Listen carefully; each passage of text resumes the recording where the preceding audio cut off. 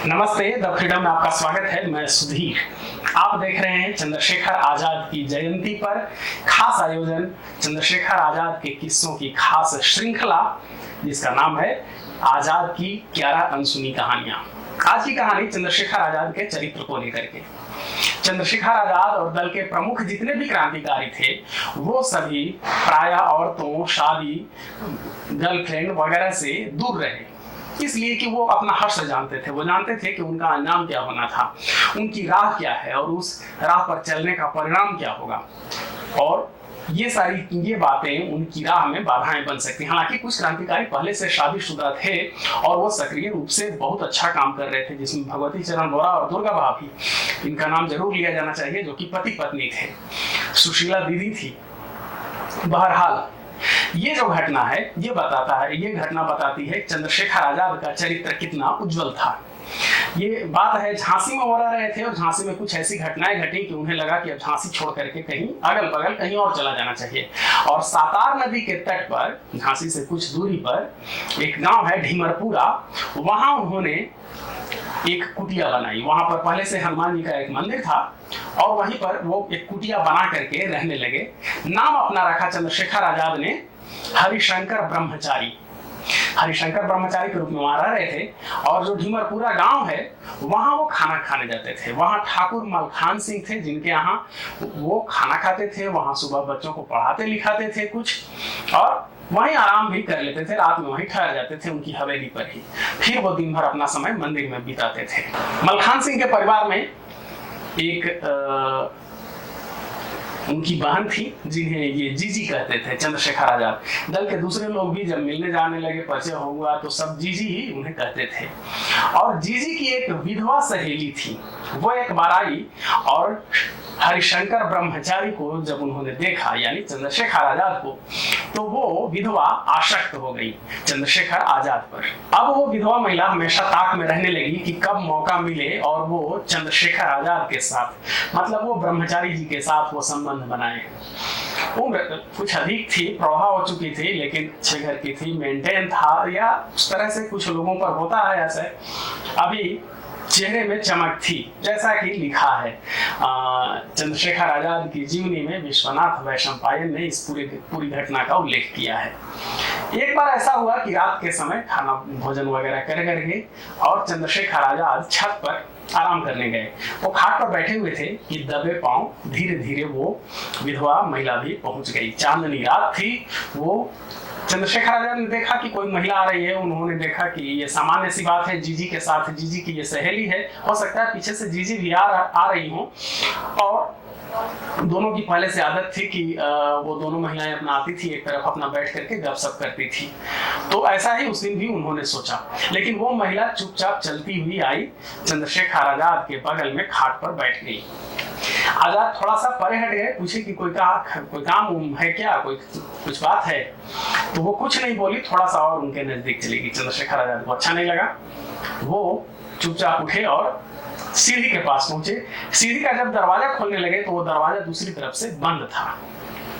अब वो बोले उससे कि देखो, तुम जो चाह रही हो वो नहीं होगा।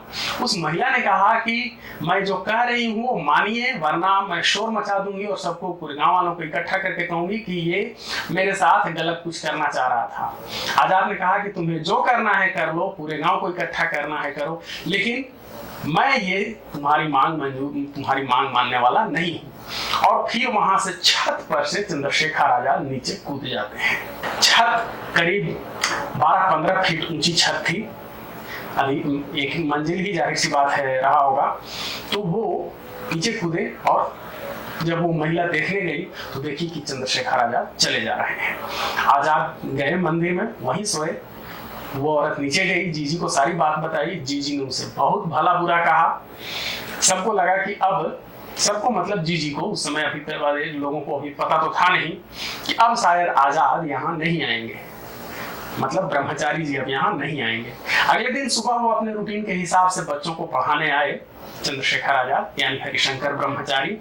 लेकिन चुपचाप जब लौटने लगे, जीजी गई, उनका पैर पकड़ करके माफी मांगने लगी। उन्होंने कहा कि ठीक है, मुझे किसी से कोई शिकायत नहीं है, लेकिन जब तक वो औरत यहाँ है तब तक मैं यहाँ खाना नहीं खाऊंगा, मेरा भोजन वहीं मंदिर में पहुंचा दिया जाए और मैं रात को वहीं रहूंगा मंदिर में ही।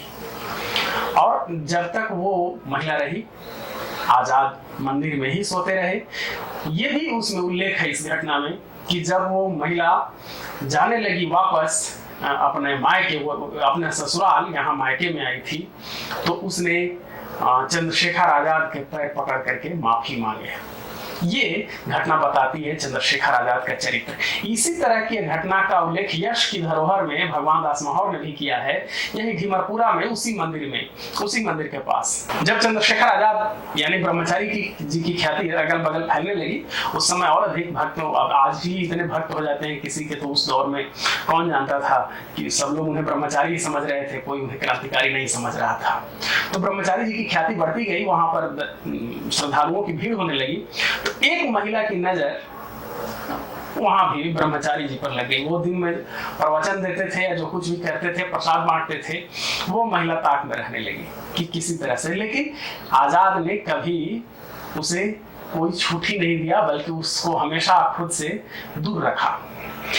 बाद में आजाद जब वापस लौटे दल में और साथियों के बीच ये बातें कही, तो भगत सिंह उनको प्रायः उनसे ये मजाक किया करते थे कि अच्छा, अब हम लोग समझे कि आप झांसी में और सातार में क्या कर रहे थे। हम लोग तो समझ रहे थे कि आप भेष बदल के छिपे हुए, लेकिन यहाँ तो मामला कुछ और चल रहा था आपका।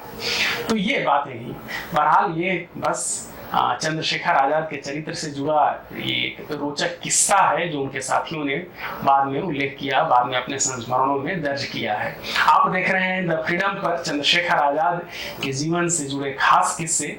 इस श्रृंखला का नाम है आजाद की 11 अनसुनी कहानियां। चंद्रशेखर आजाद और दूसरे क्रांतिकारियों की सैकड़ों कहानियां, सैकड़ों वीडियो द फ्रीडम पर उपलब्ध है। आप चाहे तो देख सकते हैं। जो इस तरह के लोग हैं जो ऐसा चाहते हैं, उनके पास आप फॉरवर्ड कर सकते हैं। हमारे साथ जुड़े रहने के लिए द फ्रीडम को सब्सक्राइब करें। धन्यवाद। जय हिंद।